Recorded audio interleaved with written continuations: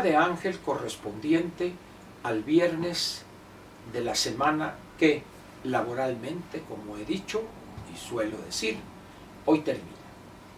Viernes 12 de noviembre del año 2021. Digo, no es que me dé gusto esto que voy a señalar.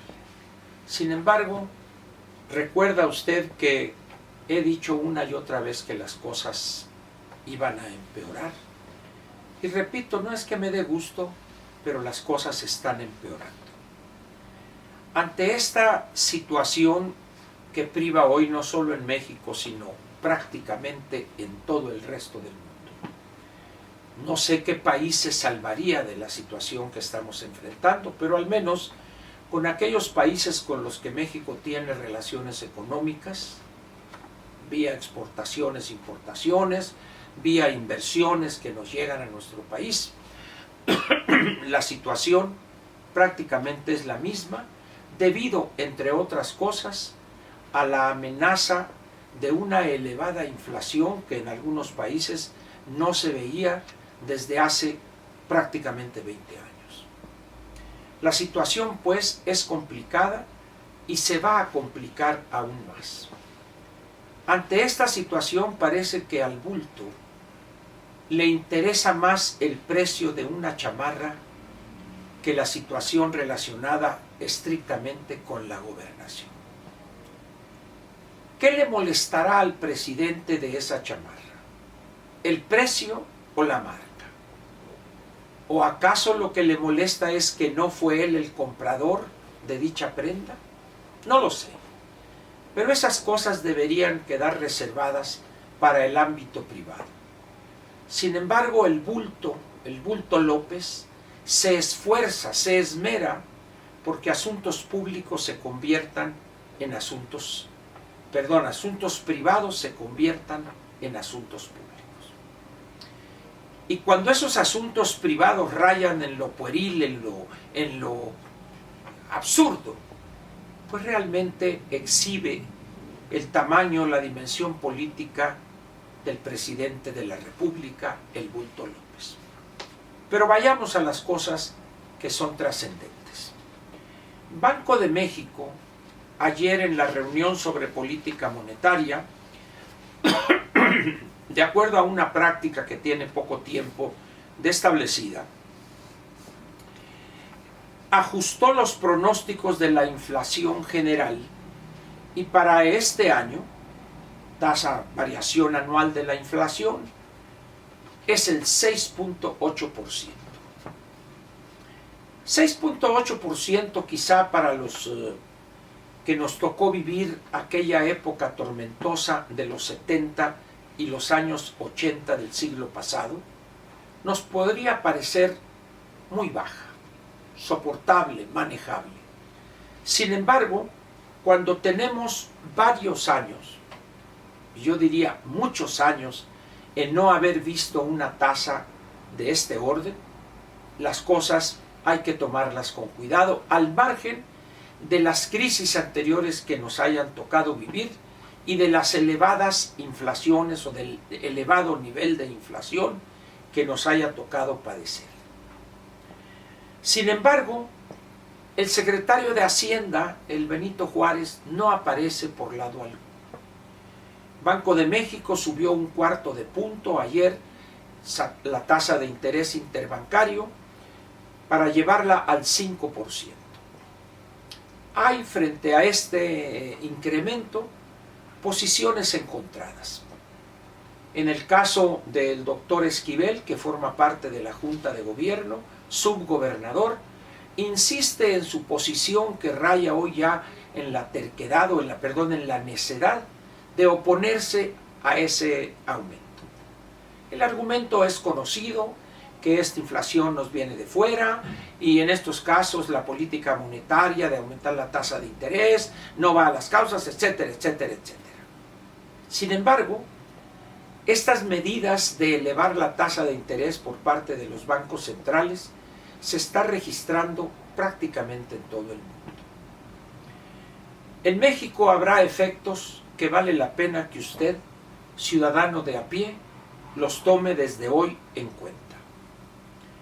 Cuando la tasa de inflación empieza a subir o se mantiene alta, y cuando digo alta me refiero a la meta o a niveles más bajos que la que se registra en ese mes, o la perspectiva para los próximos 2 o 3 meses, esto se va a reflejar inevitablemente en una tasa de interés más elevada también, no solo en el precio que deberá pagar el gobierno federal por su deuda altísima que tiene, sobre todo la deuda interna, que es aproximadamente, si no estoy equivocado, de casi 8 billones de pesos. De casi 8 billones de pesos.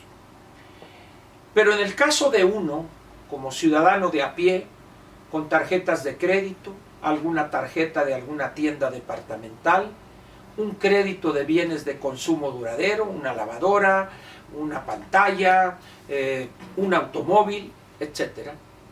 Eso va a significar que vamos a tener menos dinero disponible para consumir. ¿Por qué? Porque la suma de los intereses que deberemos pagar en los próximos meses por los saldos vigentes de los pasivos que tenemos contratados va a significar, repito, un monto mayor. Y eso va a generar un menor consumo, es decir, una menor demanda, y por lo tanto las empresas van a tener problemas en lo que se refiere a sus ingresos por su bajo o por la caída en el nivel de ventas. También esto se verá reflejado en la variación del Producto Interno Bruto para el último trimestre del año. Y esto nos va a llevar a algo que no soy el único en haberlo afirmado, que el crecimiento de la economía para este año no va a ser del 6.1% o del 6.3%, como dijo por ahí algún subsecretario. Las probabilidades de que esto pudiera estar en las vecindades del 5, del 5.2% se ven más elevadas. Sin embargo, vamos a suponer que sea el 6.1% o el 6%. Aquí hay que recordar una máxima que suelen utilizar los economistas que se dedican al análisis macroeconómico. Rebote no es crecimiento. Rebote no es crecimiento. Y esto vale la pena aclararlo porque lo que estamos viendo con ese 6, con ese 6.1, 6.3, 5.5, es un rebote producto de la severa caída de la economía el año pasado. Y el crecimiento, lo que veremos el año próximo no va a ser el 4.1. Ahí sí, las probabilidades de que la economía crezca el año próximo alrededor del 2%, cada día se ven más cercanas o más elevadas, si gusta. Esto choca con el discurso oficial de que todo va muy bien, de que ya recuperamos los empleos, y etcétera, etcétera. Y luego tenemos un presupuesto que simplemente la aritmética aplastó a la oposición, y esta, como una táctica parlamentaria, generó casi 2.000 reservas de aspectos diversos del proyecto que fue aprobado y se ha convertido o pretende convertirse en el decreto de presupuesto de egresos de la Federación 2022. ¿Habrá algunos cambios entre hoy, mañana y pasado?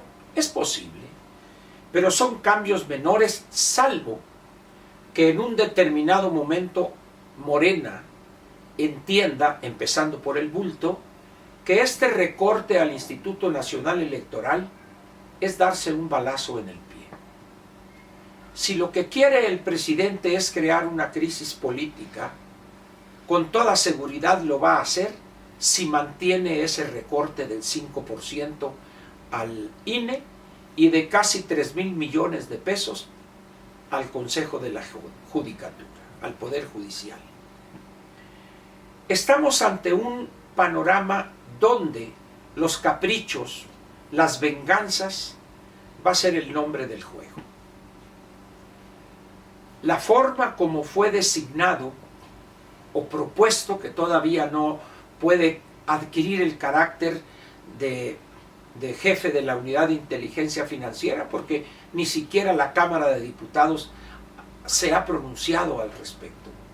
Pero la forma como se hizo, desasiada, burda, caciquil, atropellada por parte del bulto, revela una desesperación que raya ya en un desorden grave en la materia de la administración pública.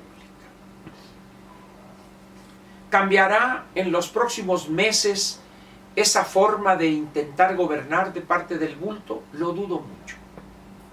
Está decidido a llevar este país al filo del abismo. Ya estando en ese punto, ¿se lanzará al precipicio para estrellarse en el fondo? Es posible que lo haga. Sin embargo, las presiones internacionales podrían jugar un papel importante, más del que muchos quisieren y menos del que otros pensaren que debería ser. La semana próxima, el jueves específicamente, 18 de este mes, el presidente deberá participar en la primera cumbre en este gobierno de América del Norte. Trudeau, Biden y López. ¿Qué va a pasar ahí? ¿Qué se discutirá? No lo sabremos bien a bien, de manera completa, en las próximas semanas. Quizá en los próximos meses algo se sepa. Es posible. Pero lo que sí podemos asegurar, por encima de ese desconocimiento de lo que se vaya a discutir y cómo se vaya a discutir, es que las cosas para este gobierno, en cuanto a las relaciones con Estados Unidos y Canadá, no van a marchar bien, diga lo que diga ese sedicente canciller que es Marcelo Ebrard, más interesado hoy en una ilusión que se traduce en una candidatura inexistente, salvo que se cobije con Movimiento Ciudadano, y Movimiento Ciudadano, este partido, en una, como dicen, se recibe cascajo, lo reciba ahí para no pintar en la elección del 2024. ¿Qué le pediría yo a usted ante esta situación que se ve venir?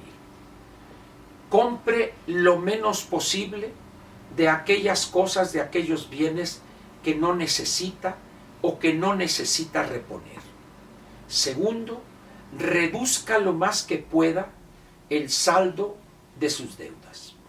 Haga un esfuerzo sobrehumano, si pudiere utilizarse este adjetivo. Hágalo para que el año próximo no lo agarre usted con una deuda muy alta. Lo demás, bueno, pues cada quien es adulto, puede tomar decisiones soberanas, comprar y comprar, como dijo aquel, hay que comprar y comprar porque el mundo se va a acabar. En vez de ahorrar, ahorrar, o en vez de reducir el endeudamiento, no. Sin embargo, no estoy enterado, no he visto reportes acerca de la afluencia a las tiendas en esta semana de Buen Fin, pero todo indica que este Buen Fin será algo diferente. Espero equivocarme, pero parece que va a ser un mal principio y un peor fin. Le deseo a usted lo mejor y que la sensatez domine su cartera. Por lo pronto, muchas gracias por su presencia y ojo, mesura en lo que se refiere a adquirir cosas que no necesita esta semana. Gracias.